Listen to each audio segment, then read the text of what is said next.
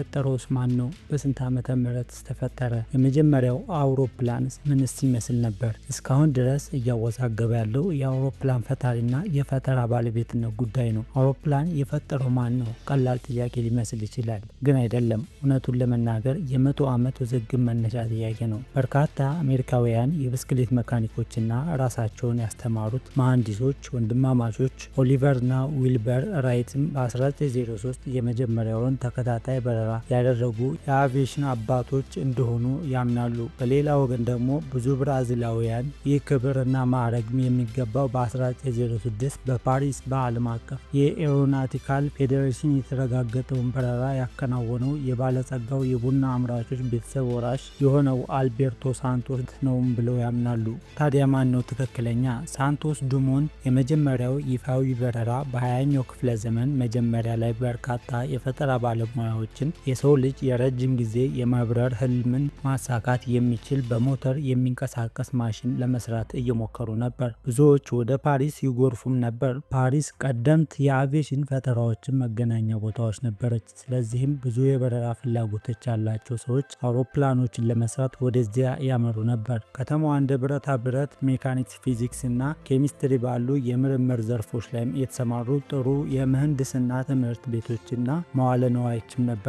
ፈረንሳዊያን የታሪክ ምሁር ፕሮፌሰር ዣን ፒየር ብሌይ የነበሩት ስሜት የጊዜ ጉዳይ ነው የሚል ነበር ብለዋል። በወቅቱ የአቪዬሽን አድናቂዎች በታሪክ ውስጥም የመጀመሪያው በረራ ለማድረግ ዝርዝር ሁኔታዎችን አስቀምጠዋል። ይህም ያለምንም እገዛ አኮብኩቦ የሚነሳ አውሮፕላን ማለትም ምንም አይነት ማስወንጨፊያ ሳይኖር እና የሚታይና የተመዘገበ ተከታታይ በረራ ማድረግ ናቸው። እናም እንደ አውሮፓውያን አቆጣጠር ህዳር 12 በ1906 ሳንቶስ ዱሞንት 14 ቢስ በተባለው አውሮፕላን በፓሪስ በተሰበሰበው ህዝብ ፊትም በ220 ሜትር ከፍታ ላይ በመብረርም ሁሉንም መስፈርቶችን አሟልቷል። በቀጣዩ ዓመት የብራዚሉ አውሮፕላን አምራቾች ዴሞዜል የተሰኘውን አዲስ ሞዴል አወጣ።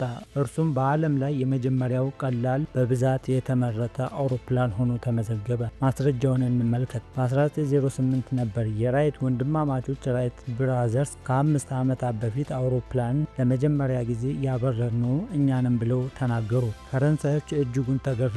በዩናይትድ ስቴትስ እና በአውሮፓ ውስጥም በሚገኙ የበረራ ክበቦች መካከልም በነበረው የማያቋርጥ የደብዳቤ ልውውጥ ምክንያት ለተወሰነ ሰዓትም መሬትን ለቆ በአየር ላይም እየተንሳፈፈ የሚቆይ የመጀመሪያውን አውሮፕላን ለመስራት ፉክክር እንዳለም ያውቃሉ። ግን አውሮፓውያን ስለ ራይትን ወንድማማቾች ከሰሙ ዓመታት አልፈው ነበር። ወንድማማቾች ግን የባለቤትነት መብታቸውን እስኪጸድቅ ድረስም በመጠባበቅ ላይም እንደነበሩና ሀሳባቸውን እንዳይሰረቅም በመፍራት መዘግየታቸውን በመግለጽ ተከራክረዋል። እውነታው ግን በሰሜን ካሮላይና ውስጥም በኪቲ ሃውክ እንደ አውሮፓውያን አቆጣጠር በታህሳስ 17 በ1903 በአየር ላይ ሲበሩ እንዳዩም የተናገሩት 5 ሰዎች ብቻ ናቸው። ለዚህም ማስረጃ ሆነው ከቀረቡት መካከል የቴሌግራም መልእክትን ከጥቂት ፎቶግራፎች ጋር የወንድማማቾች የዕለት ማስታወሻም ይገኙበታል። የብራዚል የአስትሮኖሚና ተዛማጅ ሳይንስ ሙዚየም የቀድሞ ዳይሬክተር ሄንሪክ ሊንስ ደባሮስን የመሳሰሉት ሳይንቲስቶችን ኦሊቨር ራሱ ነፍሱ በሰዓት 40 ኪሎ ሜትር ገደማ እንደሚነፍስም በማስታወሻ ደብተሩ ላይም እንደጻፈ ይከራከራሉ። ይህም ፍጥነትም ደግሞ ያለ ሞተር እርዳታ አውሮፕላኑን ለማንሳት በቂ ነበረ።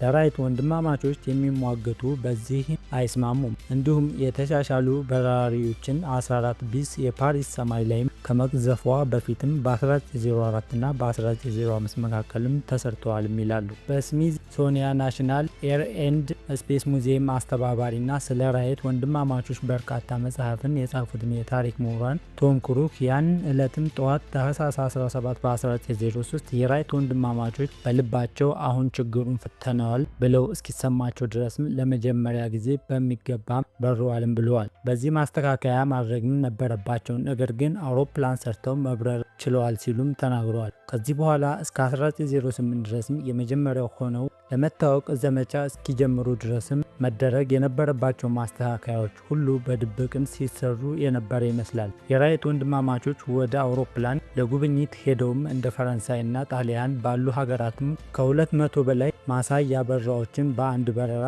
እስከ 124 ኪሎ ሜትር ከፍ ብለውም በመብረርም አድርገዋል። የአውሮፓ ሮያሊቲ በአውሮፕላኑ ውስጥም ከዊልበር አጠገብም እንዲቀመጥም ጠየቀ። እንደ ክብር ቆጠር ነበር ይላሉ ፕሮፌሰሩ ብሌን። እናም ያኔ ነው እንደ ፈረንሳይ አቪዬሽን መስራችን ፈርዲናንድ ፈሪበር ያሉ ሰዎችን ተንቀሳቃሽ አውሮፕላን በአንድ ጀንበር ሊፈጠር እንደማይችልም በመግለጽ ራይትስ የመጀመሪያው ነው ሲሉ ያቀረቡት ጥያቄም እየተቀበሉት። ማስወንጨፊያዎችን በአውሮፕላን ለእይታ የበቁ የተሻሻሉ የሚበሩ አውሮፕላኖችን ምንም ጎማ ስላልነበራቸው ለማኮብኮብም የሚያስወነጭፋቸውም ነገር ያስፈልግ ነበር። ይህ ትልቅ የክርክር ነጥብ ሆኗል። ተቺዎች የአውሮፕላኑ ሞተር በቂ አቅም ስላልነበረው ማሽኑ የበረረው በማስወንጨፊያ ካታፑል እገዛ ነው ይላሉ። ሌሎች ደግሞ ማስወንጨፊያው ጥቅም ላይ የዋለው ወንድማማቾች ከየትኛው ቦታ ላይ ነው ለመነሳት ስለፈለጉ ነው ሲሉም ይከራከራሉ። ነገር ግን የታሪኩ ስብስብ ይህ ብቻ አይደለም። ሳንቶስ ዱሞንት እና የራይት ወንድማማቾች ብቻ አልነበሩ የበረራ ጀማሪዎች እኛንም የሚሉት። በአሜሪካ ይኖሩ የነበረው ጀርመናዊ ጉስታቭ ዌስኮፕ እንደ አውሮፓውያን አቆጣጠር በ1901 በረራ አድርጎ ነበርም ተብሎ ይታመናል። ኒውዚላንዳዊው ሪቻርድ ፒረስ በመጋቢት በ1903 አውሮፕላን እንዳበረረ ተመዝግቧል። እንዲሁም ጆን ጉድማን እና ቤተሰቡ ምንም እንኳን በሞተር ባይንቀሳቀሱም በደቡብ አፍሪካዋ ከተማም ሆዊክ እንደ አውሮፓውያን አቆጣጠር በ1871 ቀደም ብሎ በዓለም የመጀመሪያውን የበረራ አባላት የነበሩ አውሮፕላን እንዳበረረ መረጃዎችም አሉ። የተሳፋሪዎች መሳፈሪያ ዛሬም ድረስም ለመታሰቢያነት ተቀምጧል። በዚህ ምክንያትም አንዳንድ የአቪዬሽን ባለሙያዎች አውሮፕላን ማን ፈጠረው የሚለውን አጠቃላይ ትርጉም የለሽ ነው ብለውም ይከራከራሉ።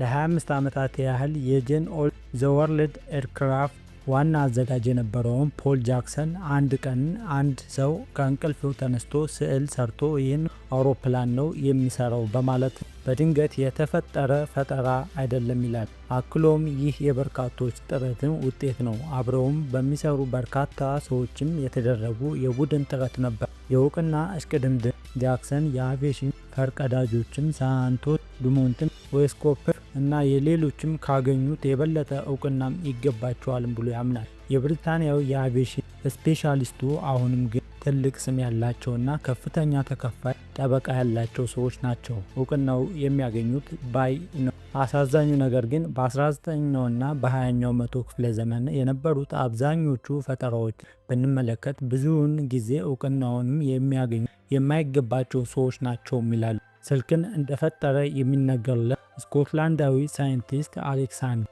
ግራሃም ቤልን በመጥቀስ አከራካሪ መሆኑን ይገልጻል። ምንም እንኳን ቤል መሳሪያውን በፈጠራ ባለቤትነት ቢያስመዘግብም በአውሮፓውያን በ2002 የአሜሪካ ኮንግረስ ከቤል ጋር አንድ ወርክሾፕም የሚጋራውን መስኪኑን ጣሊያናዊ አንቶኒ ሜውቺ ነው ስልክን የፈጠረው ሲልም እውቅና ሰጥቶታል። ማርሲያ ኩሚንግስ እንደ አውሮፓውያን አቆጣጠር በ1903 ጀምሮ በራይት ወንድማማቾች በባለቤትነት መብት ጥሰት የተከሰሰው የአሜሪካ የአቪዬሽን ፈርቀዳጁ የግሌን ሃም ከርቲስ የቅርብ ዘመድ ነች። ዛሬም ከሚነግስ የራይት ወንድማማቾች ፈጠራ በጦማር ገጿ ላይም ትሟገታለች። ኩሚንግስ የራይት ወንድማማቾች ሆን ብለው እንደ ኩሪስቲስ ያሉ ሰዎችን ከታሪክ ለማጥፋትም እንደሰሩም ታምናለች። አማንዳ ራይትም ሌላ የኦሊቨር እና የዊልበር ታላቅ እህትም ልጅ እና ታሪካቸውንም ለማስጠበቅ የምትሰራውን ስትሆንም ይህን ሀሳብም ውድቅ አድርጋለች። ሰውየውን ስለማወቅም ኦሊቨር ዊልበር በ1912 ሞተዋል።